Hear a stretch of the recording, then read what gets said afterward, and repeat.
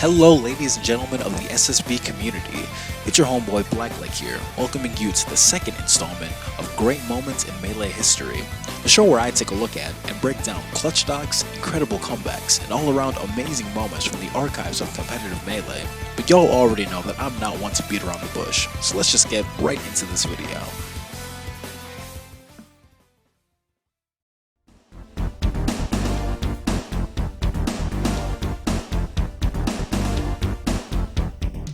January 13th, Apex 2013.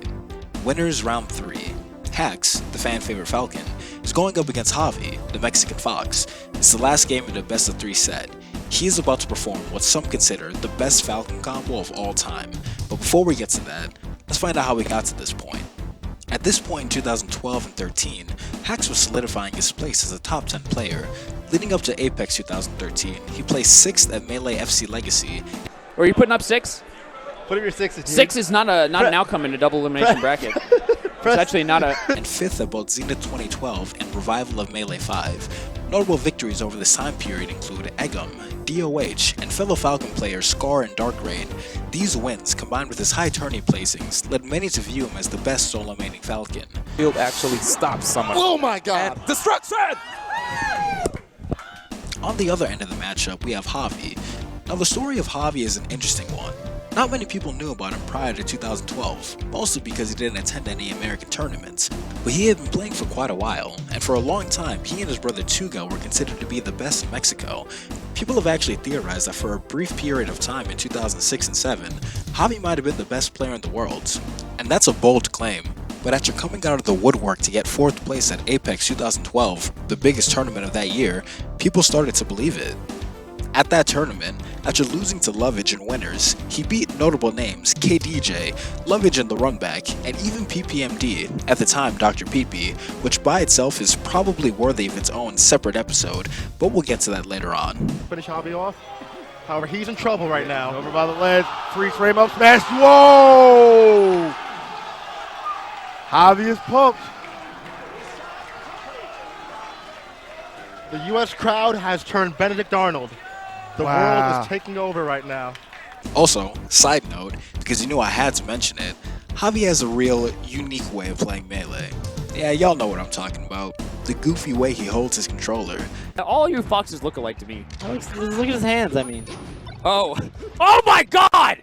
What is happening? Have you not noticed that? No! No, that's how he plays. Holy... What? It's so stupid. It is stupid. But he's good, so it's Homie like, Waffle's so it works. distracted by the way that Javi plays and he just SDs. No, look at it, it's nutty. So I'm not playing against this madman. He doesn't hold a controller properly. It's crazy. Now, I'm not one to judge, and Javi is like 100 times better than me anyways. But like, holy moly dude, how are you supposed to get any grabs playing like that? This brings us to Apex 2013. Coming into the tourney, both Javi and Hax were players to watch out for, so we knew that a set between the two of them would be a must-watch. Last year, Javi won. It was kind of ugly for Hax. Yes, I wonder what adjustments the Hax has made over the year to fight this.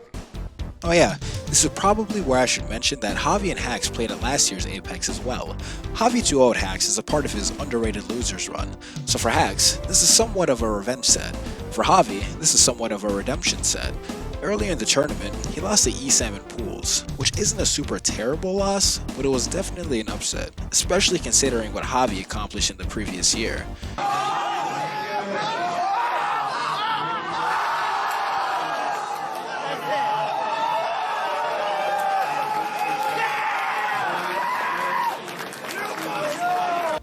Chalk it up to him not knowing the Samus matchup. Anyway, in the winners bracket, Hax beat Vudujin and a young Wizro before meeting up with Javi. Another quick side note, I found footage of that set with Wizzy, and while it's nothing too interesting, at the end it looks like he was teaching Hax more about shield drops, which is low-key cute as hell and shows that Wizro was a tiny bit ahead of the curve. Back on topic though, the two players sit down at the setup, choose their characters, and after a bit of hand warmers, the set finally begins. So game 1 is on Dreamland, and right away Javi gets started up, hitting Hax with some crispy hexagons, taking his stock in the first 20 seconds of the match. Hax doesn't let this loss faze him though, and manages to keep the match relatively even. That is until the end, where Hax takes a slight lead, I just wanted to quickly highlight this moonwalk to back air, as I'm a big proponent of this specific edge guard, as well as this Hax dash to waveline into air. It greatly demonstrates just how good Hax was at turning being at the ledge from a bad situation to an advantageous one. Anyway, with the double up air, Hax closes out the first game. For game 2, we head over to Kanto, and it starts out pretty even, with both players trading stocks.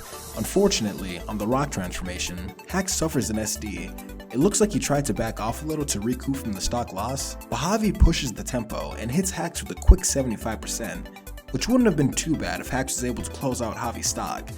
He wasn't. He missed a couple of his edge guards and Javi took that joint to the bank.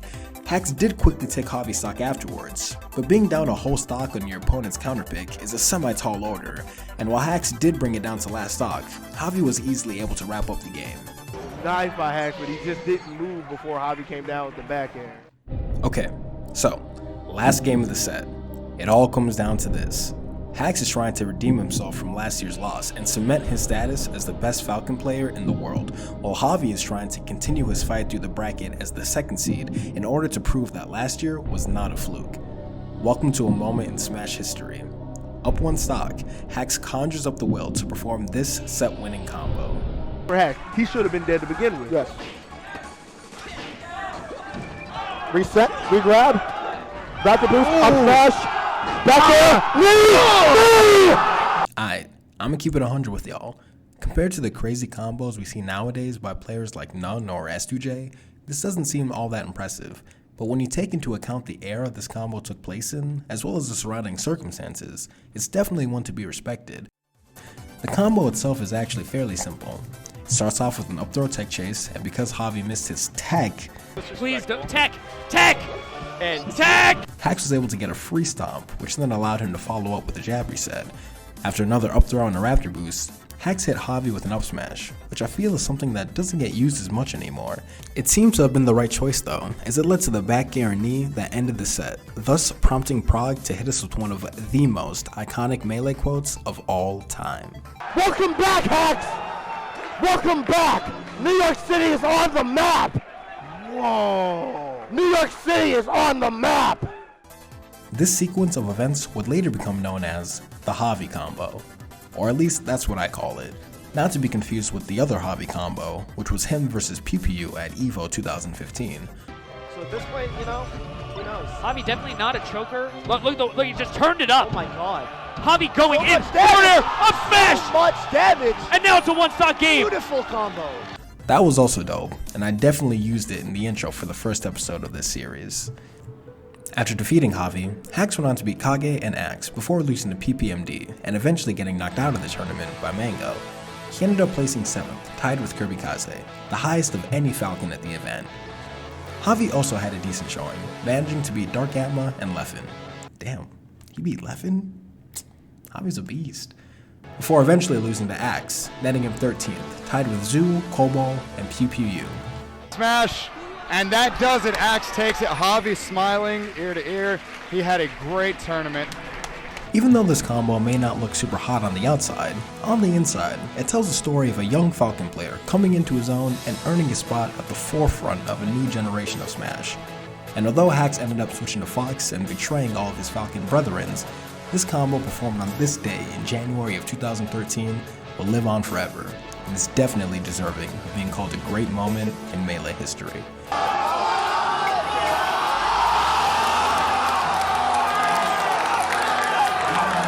Thanks for watching.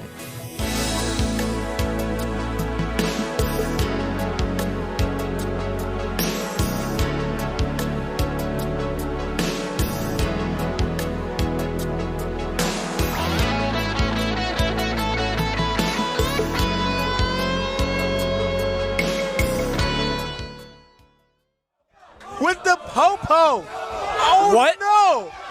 Oh, are you serious? No. Oh my God. No. He's doing it. No. Up to No.